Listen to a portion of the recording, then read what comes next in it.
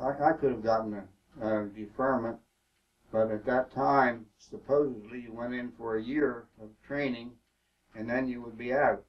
So it was my idea to just go ahead and spend my year in the Army and get out again. But I think all of us had an inkling that it wouldn't be, that the war was going to go ahead and involve the United States as well as Europe, which is exactly what happened. I don't think anybody realized that Japan had as much power as they did to do the devastation they did at Pearl Harbor at that time. The overseas assignment, we went to Panama down to the canal. And the locks, of course, were very important to get the shipping through from the Pacific to the Atlantic and vice versa. But at that time, the bombing technology for the United States as well as Germany and Japan was low altitude. The planes had to come in at low altitude for accurate bombing. So we flew the barrage balloons around the locks. They had them stationed in such a way that there was no path through that a plane could get without hitting a cable with holding one of these balloons up.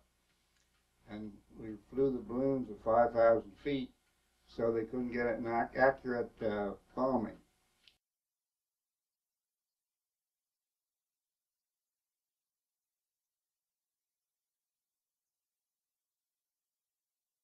We stayed about 6 weeks in Hawaii, and then went over into the Pacific to Eniwetok and Ulithi.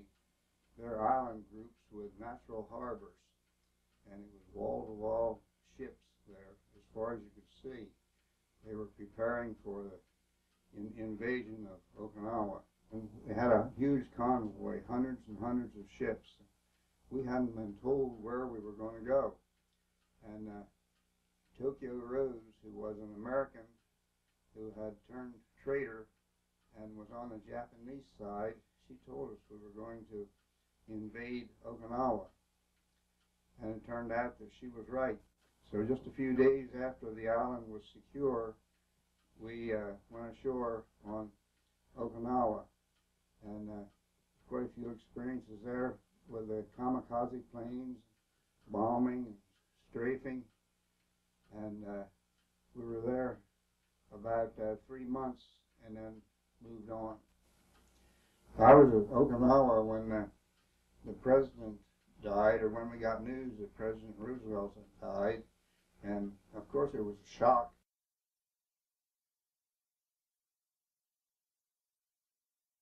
While we were on Leyte, one night they had a movie projector set up on the beach, and we were watching the movie. And there was a runner came down and informed us that the Japs had sued for peace.